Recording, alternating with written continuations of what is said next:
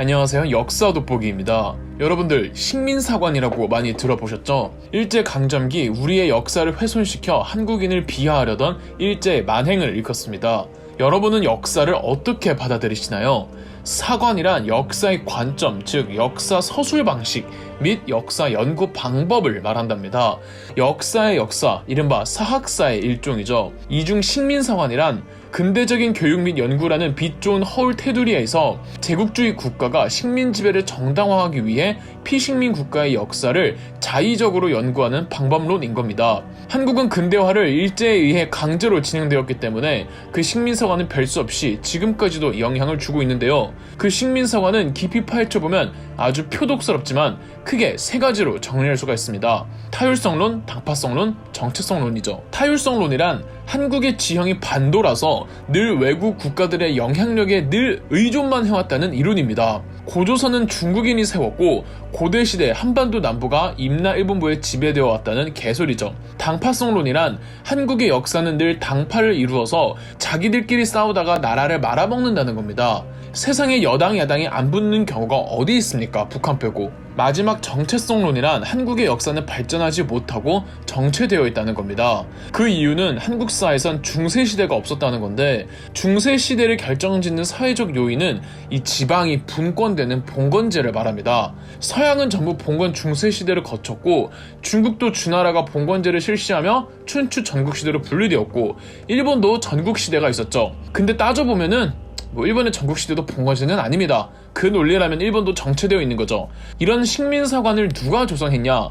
물론 일본인 학자들이 많겠지만 한국인 학자들도 굉장히 많았습니다. 대한제국 주권을 일본에 갖다 바친 그 친일파들 있잖아요. 일제강점기가 시작이 되면은 총독부가 얘네를 더 활용하고 싶어서 이 대한제국 강료 출신 친일파들 불러 모아놓고 중추원이라는 자문기구 설치해서 역사 왜곡을 시켰던 겁니다. 총독부에서 직접 관리했던 조선사 편수회나 경성제국대학교의 교수진이 만든 청구학회 같은 역사학회도 있었고요. 일제의 식민주의 사관에 반발하여 식민사관에 대응하는 투쟁적인 성격으로 우리 독립운동가들이 새로운 역사서술을 주창했던 사관들이 있었습니다. 그 흐름은 크게 세 가지가 있었습니다. 한반도의 주권이 일본에게 서서히 잠식되던 구한말부터 태동됐었던 민족주의 사학, 식민사관의 일환이었던 정체성론을 반박하고 세계사적 법칙에 의거해 한국사가 전개되어 왔다는 마르크스 유물사관, 객관적이고 학술적인 연구 방식을 지향했던 실증주의 사학, 이렇게 세 가지였죠.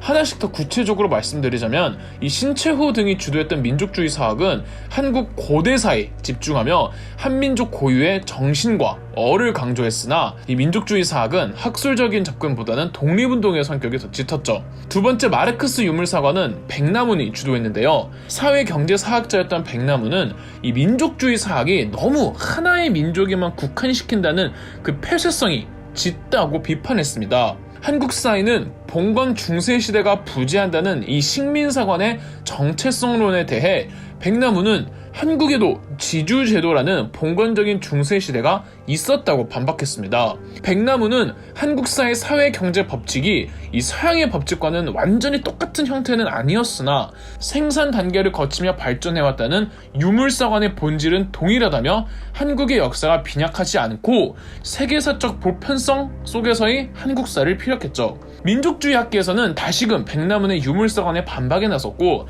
특히 안재홍 중심으로 이 민족주의의 새로운 흐름을 만들어냅니다. 안재홍은 신처호가 주장했던 한국사의 특수성과 백나문이 주장했던 보편성을 최대한 엮으려고 했고, 이 한국 고대 사상에 반영된 공동체주의를 강조합니다. 공동체주의야말로 이 한국의 민족주의라는 안재홍의 사상을 그 스스로 다사리 사상이라고 명명했습니다. 다사리는 다 잘 살게 하리라는 뜻이라고 합니다. 안재홍의 이런 민족주의는 해방 이후 이른바 신민족주의로 계승됩니다. 세 번째로, 일본의 근대적 학술의 영향을 받아 한국 학계의 체계적 연구론을 도입하려고 했던 이 실증주의 학파도 있었습니다. 와세다 대학교에서 공부하고 조선사 편수에서 일할 경험이 있던 이병도는 1934년 진단학회를 창립해 한국 실증주의 사학의 문을 엽니다. 이 실증주의가 뭐냐면은 누군가가 역사에서 이런 일이 있었다고 말을 할 때 너 증거 있어? 라고 이 계속 진위 여부를 의심하고 철저하고 객관적인 자료로 연구하는 방식을 말합니다.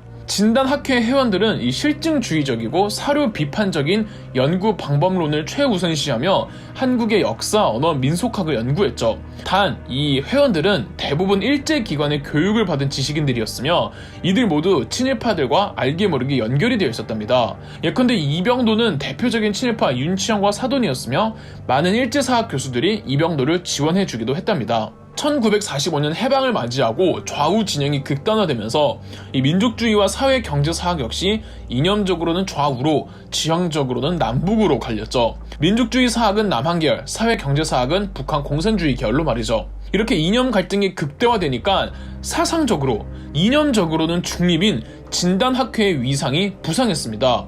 미 군정은 한국 학계와 교육계에 진단학회 구성원과 친일 지식인들을 그대로 수혈시켰죠. 이로 인해 친일적인 성향이 있는 역사학의 흐름이 주류 흐름이 됐고, 특히 진단학회 연구자들은 경성제국대를 거쳐 서울대학교로까지 이어지게 되죠. 한국 전쟁이 끝이 나고 4.19 혁명이 일어나 현대사의 이 민주화 투쟁 시대가 시작되기 전까지 역사학계의 과거사 청사는 합리적으로 진행되지 못했던 거죠.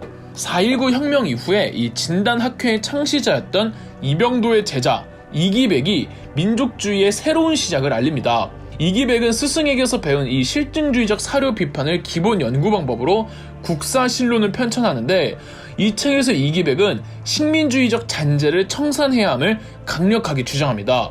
스승 이병도한테 배운 연구 방식으로 스승과는 상반되는 새로운 역사관을 주장하는 거죠. 이런 이기백의 주장을 탈식민주의라고 합니다. 이기백의 탈식민주의는 70년대 김용섭, 강만길 등 마르크스 사학자들에게 강한 영향을 주었습니다.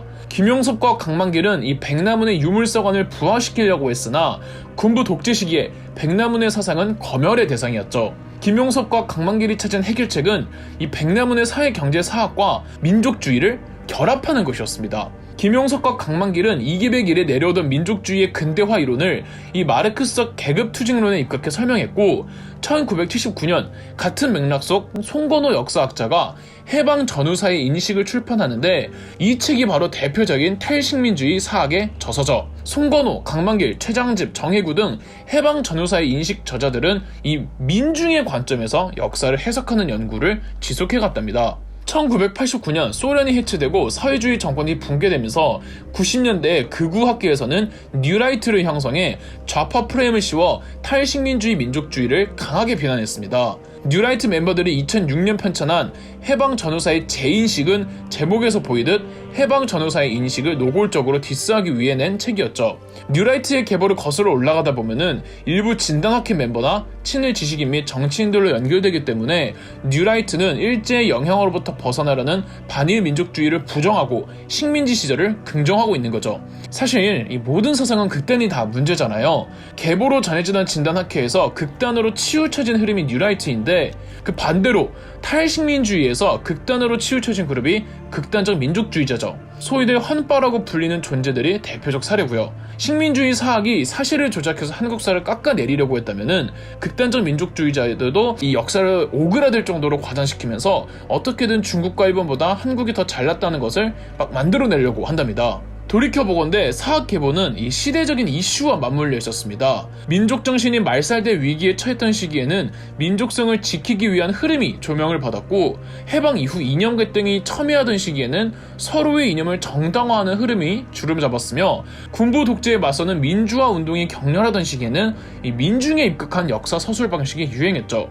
87년 민주화부터 2000년대 초반까지는 정부 주도로 각종 과거사 진상규명위원회가 조직이 됐고요. 식민지, 분단, 내전, 독재라는 한국 현대 비극사의 원인을 밝혀내려는 과정 속에서 이 사학은 민족과 근대라는 단어에서 쉽게 벗어나질 못했습니다. 혹은 그냥 상대편 이념을 깎아내리려는 정치적인 무기로 사용되거나요. 그동안 민족주의와 탈민족, 근대와 탈근대라는 이런 이분화된 논쟁은 더 다양한 사회적 이슈들을 배관시하는 듯합니다. 여러 가지 인권, 난민, 환경, 주택 문제, 과학과 기술, 문화 콘텐츠 등 역사가 다를 수 있는 범위와 폭은 갈수록 확대되고 있습니다. 비극의 현대사 속에서 희생당한 학살의 과거와 청산되지 못한 과거사 등 아직 해결되지 않은 역사 문제들도 민족적이냐 아니냐, 혹은 이념 프레임에서 벗어난 새로운 관점의 접근이 필요하지 않을까 합니다. 지금 현실과 사회는 너무나도 다양하고 빠르게 변하고 있잖아요. 저는 이제 완전히 새로운 시대로 접어들었다고 생각합니다.